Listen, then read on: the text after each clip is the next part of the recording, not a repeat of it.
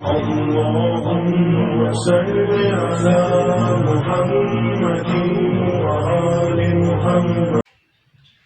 السلام علیکم ورحمۃ اللہ وبرکاتہ۔ بسم اللہ الرحمن الرحیم۔ الحمد للہ الذی جعلنا من المتمسکین بولایت امیر المؤمنین۔ ناظرین، آج کی گفتگو 18 ذی الحج یوم غدیر کے متعلق ہے۔ آج سے 10 سال پہلے غدیر کے بارے میں صرف چند لوگ جانتے تھے، مگر سوشل میڈیا کا شکریہ کہ آج کم از کم لوگوں کو اتنا پتہ چل گیا ہے کہ اس دن کچھ تو ہوا تھا۔ اب یہ ان کا اپنا مقدر کہ وہ اس دن کے بارے میں کتنا جانتے ہیں اور اس دن کی اہمیت اور حقیقت کو کتنا سمجھتے ہیں۔ دراصل غدیر کی اہمیت اور حقیقت صرف وہی سمجھ سکتا ہے جو پکا سچا مسلمان ہو، حق شناس مسلمان ہو۔ ولایت علی ہر ایک کے مقدر کی بات نہیں، یہ انہی لوگوں کا مقدر ہے جن کی ارواح نے عالم ارواح میں اقرار ولایت علی کیا ہے۔ بات مشکل ہو جائے گی، لہٰذا بات کو آسان کر دیتی ہوں تاکہ یہ عام فہم رہے۔ 10 ہجری کو جب رسول خدا صلی اللہ علیہ وآلہ وسلم نے حج کا ارادہ فرمایا تو اعلان کیا کہ اس دفعہ کوئی اپنے گھروں میں نہ رہے، میں محمد خود حج میں شریک ہو رہا ہوں اور اللہ کے حکم سے یہ میرا آخری حج ہوگا، اور اس کے بعد میں تم لوگوں سے جلد ہی جدا ہو جاؤں گا۔ لہٰذا لوگوں نے حج کی تیاری کی اور رسول خدا کی رہنمائی میں حج ادا کیا۔ جب حج ادا ہو گیا تو سب لوگ اپنے گھروں کو روانہ ہوئے، اور جب حجاج کا یہ قافلہ غدیر خم کے میدان میں پہنچا تو آپ صلی اللہ علیہ وآلہ وسلم نے حکم دیا کہ یہاں رک جاؤ، اللہ کا ایک پیغام آیا ہے جو تم تک پہنچانا ہے۔ جو آگے چلے گئے ہیں انہیں واپس بلا لو، جو پیچھے رہ گئے ہیں ان کا انتظار کرو، تاکہ سب تک خدا کا یہ پیغام پہنچا دیا جائے۔ اب یہاں سوچنے والی بات یہ ہے کہ غدیر خم کے میدان کو ہی کیوں چنا گیا؟ یہ بات تو واضح ہے کہ وہ ایک میدان ہے جہاں کوئی سہولت نہیں، اور ایسا کون سا پیغام تھا کہ جس کا پہنچانا بہت ضروری تھا؟ تو غدیر کے مقام کو چوراہے کی اہمیت حاصل ہے، جہاں سے حجاج کے قافلے جدا ہو جاتے ہیں، کوئی کسی جانب اور کوئی کسی جانب رواں ہو جاتا ہے۔ لہٰذا اتنے بڑے اجتماع کو اکٹھا کرنا مشکل ہو جاتا، اور اگر یہ اعلان مکہ میں ہو جاتا تو اس کی اہمیت کم ہو جاتی، کیونکہ مکہ میں تو رسول خدا نے بہت سے خطبات دیے، اور ان باتوں میں اس اعلان کی اہمیت کم ہو جاتی۔ اور ایسا کون سا پیغام تھا کہ جس کو فوراً پہنچانا ضروری تھا، ورنہ کیا ہو جاتا؟ آئیے اس پیغام کو سمجھنے کی کوشش کرتے ہیں۔ یا ایھا الرسول بلغ ما انزل الیک من ربک فإن لم تفعل فما بلغت رسالتی واللہ یعصمک من الناس ان اللہ لا یہدی القوم الکافرین۔ اے پیغمبر، پہنچا دو جو کچھ ارشادات تم پر تمہارے خدا کی طرف سے نازل ہوئے، اور اگر تم نے ایسا نہ کیا تو تم خدا کے پیغام کو پہنچانے میں قاصر رہے، یعنی پیغمبری کا فرض ادا نہ کیا، اور خدا تمہاری حفاظت فرمائے گا، بے شک اللہ کافروں کی ہدایت نہیں کرتا۔ رسول خدا صلی اللہ علیہ وآلہ وسلم نے یہ آیت پڑھی اور اس کے بعد اعلان سنایا۔ ایسا کون سا اعلان تھا کہ جس کے لیے اتنی سخت آیت خدا نے نازل کی؟ تمام احکام تو بیان ہو چکے ہیں، تمام فرائض بتائے جا چکے ہیں، حلال حرام کی تقسیم ہو چکی ہے۔ پھر میرے پروردگار ایسا کون سا پیغام باقی رہ گیا کہ جس کے لیے تو اپنے محبوب کو اتنا سخت پیغام بھیج رہا ہے؟ تو اپنی سماعتوں کو ذرا اس قابل بنائیں کہ وہ رسول خدا صلی اللہ علیہ وآلہ وسلم کے اس بیان کو سن سکیں، اپنے ذہن اور دل کو اس قابل بنائیں کہ وہ اس پیغام کو سن کر دل سے قبول کر سکیں۔ میں بارہا اپنی گفتگو میں کہی ہوں کہ اگر آپ کا دل بغض اور تعصب سے پاک نہ ہوا تو یہ گفتگو آپ کو کوئی علمی فائدہ نہیں پہنچا سکتی۔ سورہ مائدہ کی آیت نمبر 67 جس کو ابھی بیان کیا گیا، وہ بیان فرما کے رسول خدا نے حکم دیا کہ اب یہاں رک جاؤ تاکہ تم سب تک اللہ کا پیغام پہنچایا جا سکے۔ اتنی تپتی گرمی میں غدیر خم کے میدان میں جہاں کوئی سہولت نہیں، کوئی سایہ نہیں، حجاج کو روک دیا گیا اور پھر حکم دیا گیا کہ اب اپنے اونٹوں کی پلانوں کو اتار دو تاکہ منبر تیار کیا جائے۔ اونٹوں کی پلانے اتروانے کا مقصد صرف منبر تیار کرنا نہیں تھا، بلکہ ان حجاج کو روک کر رکھنا تھا جو شاید آپ صلی اللہ علیہ وآلہ وسلم کے اعلان ولایت کے بعد وہاں سے فرار ہونے کی کوشش کرتے، ورنہ اگر حضور اکرم صلی اللہ علیہ وآلہ وسلم حکم دیتے تو زمین بلند ہو کر منبر بنا دیتی، کیونکہ جب آپ نے خطبہ ارشاد فرمایا تو روایات کے مطابق کم سے کم 80,000 اور زیادہ سے زیادہ 1,25,000 افراد موجود تھے۔ تو اگر اتنے بڑے مجمع تک آپ کی آواز پہنچ سکتی تھی تو پھر آپ کے پیروں تلے زمین اتنی بلند ہو سکتی تھی کہ آپ پورے مجمع کو واضح نظر آتے۔ بس پلانوں کو اتروانے کا مقصد یہ تھا کہ ان کو وہاں روک لیا جائے۔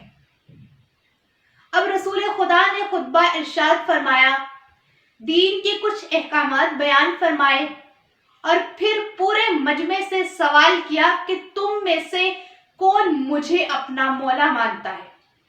تو سب نے یک زبان ہو کر اور ہاتھوں کو بلند کر کے کہا کہ بے شک آپ ہمارے مولا ہیں۔ اس وقت رسول خدا صلی اللہ علیہ وآلہ وسلم نے حضرت علی مرتضیٰ کو منبر پر بلایا اور ان کا ہاتھ بلند کر کے فرمایا، من کنت مولاہ فہذا علی مولا، جس کا میں مولا ہوں اس کے علی مولا ہے۔ اور یہ اعلان سن کر مومنین کے چہرے خوشی سے کھل اٹھے اور منافقین کے چہروں پر بغض کی سیاہی نظر آنے لگی۔ اس وقت خدا نے یہ آیت نازل فرمائی، یوم اکملت لکم دینکم واتممت علیکم نعمتی ورضیت لکم اسلام دینا، آج میں نے تمہارے لیے تمہارا دین مکمل کر دیا، تم پر اپنی نعمت تمام کر دی اور اسلام کو تمہارے لیے بطور دین پسند کر لیا۔ جب یہ اعلان ہوا تو اس کے بعد ایک خیمہ لگایا گیا جہاں امام علی علیہ السلام کو بٹھایا گیا اور حکم دیا گیا کہ فردن فردن بیعت کی جائے، ایک ایک فرد جائے گا اور بیعت کرے گا۔ اور اس مجمع میں صرف مرد موجود نہیں تھے، بچے بھی تھے، بزرگ بھی تھے، خواتین بھی تھی، اور مردوں نے مولا علی علیہ السلام کے ہاتھ پر بیعت کی اور خواتین کے لیے ایک برتن رکھا گیا جس میں پانی تھا اور مولا اس پانی پر ہاتھ رکھ کر اٹھا لیتے اور پھر مستور اس پر ہاتھ رکھ کر بیعت کرتے۔ اب یہاں پر میں ایک نکتہ دینے لگی ہوں غور کرنے والوں کو کہ غور کریں اور سمجھیں کہ جو لوگ آج مولا کے معنی بتاتے ہیں دوست، ساتھی، مددگار اور پتہ نہیں کیا کیا، تو اگر مولا کے معنی دوست ہوں، آپ کا کوئی دوست یا ساتھی ہو، تو کیا اس سے اس انداز میں بیعت کی جاتی ہے؟ مولا علی سے بیعت کی جا رہی تھی، بیعت ہو رہی تھی فردن فردن۔ اب مومنین بیعت کر کر خیمے سے باہر آتے اور بخن بخن کی صدائیں بلند ہو رہی تھی۔ اب مشکل کھڑی ہو گئی منافقین کے لیے، فرار ہو نہیں سکتے تھے کیونکہ پلانے اتروا لی گئی تھی، بیعت فردن فردن ہو رہی تھی، جھوٹ بول نہیں سکتے تھے۔ اب وہ اپنی سازشوں میں مصروف ہو گئے، سامنے آنا نہیں چاہتے تھے کیونکہ معزز بنے پھرتے تھے۔ آج بھی آپ نے عام دیکھا ہوگا کہ ایسے بہت سے لوگ ہوتے ہیں جو آپ کے خیر خواہ اور ہمدرد بننے کے دعویٰ کرتے ہیں، اور جب آپ کو کوئی کامیابی ملے یا کوئی ایسا فیصلہ جو آپ کے حق میں ہو اور ان کی منشا کے خلاف ہو، تو سامنے سے آ کر آپ کو مبارکباد بھی دیتے ہیں اور آپ کے ہاں میں ہاں بھی ملاتے ہیں، مگر پیٹھ پیچھے جڑیں کاٹنے میں مصروف ہوتے ہیں اور سازشیں کر رہے ہوتے ہیں۔ بس منافقین کا یہ ٹولہ بھی اپنی سازشوں میں مصروف تھا، اور ایک بیوقوف اور جاہل شخص جو بغض علی کی آگ میں غرق ہو چکا تھا، حارث بن فہری، انہوں نے اس شخص کو آگے بھیجا، خود تو آگے آنا چاہتے نہیں تھے۔ اس شخص سے کہا کہ تم رسول خدا کے پاس جاؤ اور ان سے کہو کہ اگر یہ آپ کا حکم ہے تو ہمیں منظور نہیں، اور اگر یہ اللہ کا حکم ہے تو خدا سے کہیں کہ وہ مجھ پر عذاب نازل کرے۔ اسی وقت آسمان سے پتھر گرا اور اس کے 2 ٹکڑے کر دیے، اور اس کا یہ انجام پورے مجمع نے دیکھا اور رہتی دنیا تک ایک مثال بن گیا کہ جو کوئی بھی ولایت علی کا منکر ہوگا اس کا یہی انجام ہوگا۔ آج بھی میں غدیر کا انکار کرنے والوں کو کہتی ہوں کہ آپ بھی غدیر کے دن کسی میدان میں جمع ہو جائیں اور حارث بن فہری کی طرح عذاب خدا کو دعوت دیں، تو مجھے یقین ہے کہ آپ کا بھی یہ انجام ہوگا۔ اب بیعت فردن فردن ہو رہی تھی، اس لیے کافی وقت درکار تھا۔ 3 دن تک بیعت جاری رہی۔ 3 دن تک جب اذان کا وقت ہوا تو رسول خدا نے بلال کو حکم دیا کہ اذان دو، اور جب بلال نے اذان دی تو ایک طرف اذان ہو رہی ہے، ایک طرف بیعت ہو رہی ہے۔ جب بلال نے اذان دی اور کہا حی علی الفلاح، اور اس کے بعد کہا حی علی خیر العمل، تو مجمع میں گہما گہمی پھیل گئی۔ انہوں نے ادھر ادھر دیکھنا شروع کر دیا۔ تب خیمے کی طرف اشارہ کیا گیا اور کہا گیا کہ یہی خیر العمل ہے، اور اسی روز سے کلمے میں علی ولی اللہ اور اذان میں السلام علیکہ یا ابن امیر المومنین و امام المتقین شامل ہو گیا۔ 3 دن تک اذان ہوتی رہی اور 3 دن تک اذان میں خیر العمل اور امام المتقین کا نام لیتے رہے۔ اب یہاں پر میں ذکر کر دوں اور ایک اور نقطہ دوں غور کرنے والوں کو کہ آپ کے سامنے سورہ مائدہ کی دونوں آیات کا تذکرہ کیا گیا۔ ایک آیت کہ جس میں خدا کہہ رہا ہے کہ پہنچا دو جو کچھ تمہارے ذمہ ہے، اور اگر ایسا نہ کیا تو گویا کوئی کام ہی نہ کیا، وہ آیت نمبر 67 ہے، اور جس میں خدا کہہ رہا ہے کہ آج میں نے تمہارے لیے تمہارا دین مکمل کر دیا، وہ آیت نمبر 3 ہے۔ تو کیا یہ بات سمجھ میں آتی ہے کہ ایک طرف خدا کہہ رہا ہے کہ میں نے دین مکمل کر دیا، اور پھر آگے جا کر کہہ رہا ہے کہ پہنچا دو جو کچھ تمہارے ذمہ ہے اور خدا تمہاری حفاظت فرمائے گا۔ تو یہ قرآن کی آیات کی ترتیب کو تبدیل کیا گیا ہے، اور یہ مہربانی ہے ان لوگوں کی کہ جنہوں نے اپنے دور میں قرآن کے مختلف نسخے چھپوا کر ہر جگہ بھیج دیے، تاکہ اگر مولا علی کا جمع کیا ہوا قرآن سامنے آ جائے تو اس کا انکار کیا جا سکے۔ لہٰذا مولا علی علیہ السلام نے اپنا جمع کیا ہوا قرآن محفوظ کر لیا تاکہ امت کے لیے کوئی پریشانی پیدا نہ ہو۔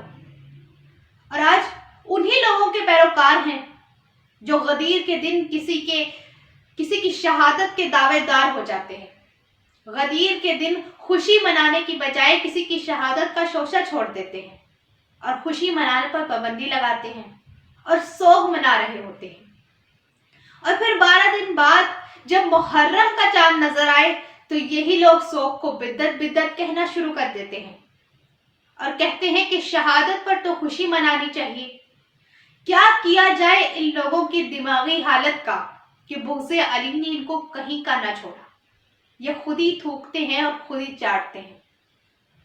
اپنی گفتگو کو اختتام تک لے جانے سے پہلے میں یہاں بیان کر دوں کہ آیات کی ترتیبی والی بات پر کچھ لوگ مجھ سے اعتراض کریں گے جو ہمیشہ یہ کہتے ہیں کہ قرآن سے ثابت کرو۔ تو یہ بات تو واضح ہے اور پوری امت مسلمہ اس بات پر متفق ہے کہ پہلی آیت اقرا بسم ربک الذی تھی جو ہمیں 30ویں پارے میں ملتی ہے۔ لہٰذا یہ بات تو واضح ہو گئی کہ قرآن کی ترتیب نزولی نہیں ہے اور قرآن کی حفاظت کا ذمہ خود اللہ نے لیا ہے۔ لہٰذا یہ منافقین اس میں سے نہ کچھ کم کر سکے نہ اضافہ کر سکے، لیکن آیات کی ترتیب کو بدل دیا گیا تاکہ حق کو چھپایا جا سکے اور اپنی مرضی کے مطالب حاصل کرنے کی کوشش کی گئی ہے۔ لیکن اللہ تعالیٰ ہی فرماتا ہے کہ اس قرآن میں ایمان والوں کے لیے نشانیاں موجود ہیں، لہٰذا سب سے پہلے اپنے ایمان کو مضبوط کرنا ہوگا جو ولایت علی کے بغیر ممکن نہیں، اور پھر جب آپ کا ایمان مضبوط ہوگا تبھی یہ قرآن آپ کو سمجھ میں آئے گا اور اس قرآن میں جو نشانیاں ایمان والوں کے لیے ہیں وہ آپ کو نظر آنے لگیں گی۔ بس خدا سے دعا ہے کہ وہ ہمیں اللہ، اس کے رسول اور اس کے ولی کی ولایت پر ایمان کے ساتھ اس دنیا سے رخصت کرے، آمین۔